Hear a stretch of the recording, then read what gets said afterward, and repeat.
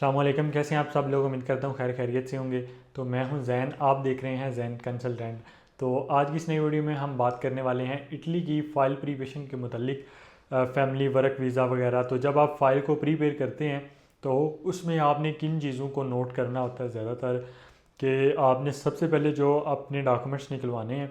जिस तरह के फैमिली वीज़ा में अगर कोई स्पाउस वीज़ा अप्लाई हो रहा है तो उसमें 4 डॉक्यूमेंट्स चाहिए होते हैं: बर्थ सर्टिफिकेट, एफआरसी, एमआरसी और उर्दू वाला निकाहनामा। तो ये जो डॉक्यूमेंट्स हैं आपने इनको निकलवाना होता है। निकलवाने के बाद आपने इनको चेक करना होता है। चाहे आप ख़ुद भी चेक कर सकते हैं, वैसे ये नॉर्मली कोई इतना मसला नहीं है। मैं आप लोगों को आइडिया देता हूँ कैसे आपने चेक करना है। जिस तरह के बर्थ सर्टिफिकेट निकलता है, आपको पता है कि यूनियन कौंसिल से निकलता है। एमआरसी भी, उर्दू वाला निकाहनामा भी यूनियन कौंसिल का होता है। और एफआरसी जो होती है वो नादरा से आपने बनवानी होती है। तो वो आप इन दोनों में से आप जब आप सामने रखें अपना बर्थ सर्टिफिकेट भी और अपनी एफआरसी भी, तो आप नोट करें किसी ना किसी स्पेलिंग की लाजमी मिस्टेक होगी आपके डॉक्यूमेंट्स में ना। स्पेल मिस्टेक होती है क्योंकि नादरा में रिकॉर्ड स्पेलिंग का और आ जाता है थोड़ा सा, और इधर यूनियन काउंसिल में थोड़ा सा और आ जाता है। उर्दू में अगर लिखें तो वही नाम बनता है। अगर इंग्लिश में थोड़ा बहुत स्पेल मिस्टेक हो जाती है, आप लोगों को समझ लग रही होगी।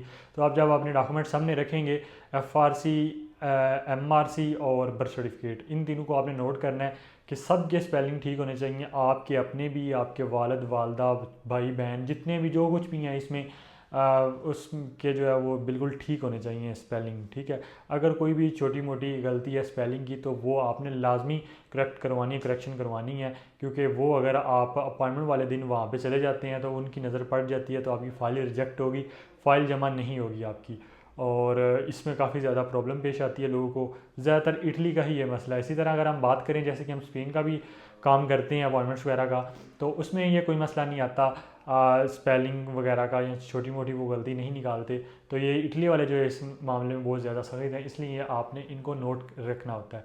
तो आपने स्पेलिंग नोट करने हैं, जो जो इसमें गलती हैं आपने उसको सर्कल लगा के नोट कर लें आप, फिर उसको बाद में करेक्शन करवाएं। नीचे एंड पे आप इंट्री डेट भी देख लें। अगर तो इंट्री डेट आपकी 3 मंथ के अंदर अंदर हो गई है, इंट्री डेट मतलब जब आप का मिसाल के तौर पे बर्थ सर्टिफिकेट बना है और आपकी तारीख पैदाइश देख लें और इंट्री डेट बर्थ सर्टिफिकेट के ऊपर ना एंड पे लिखी होगी। अगर तो तारीख पैदाइश आपकी जो है उसमें के 3 महीने के अंदर अंदर की एंट्री डेट हुई हुई है, आपका मतलब रजिस्ट्रेशन आपकी हो गई हुई है, तो ठीक है। अगर नॉर्मल, फिर नीचे लिखा आएगा एंट्री डेट के नीचे नॉर्मल।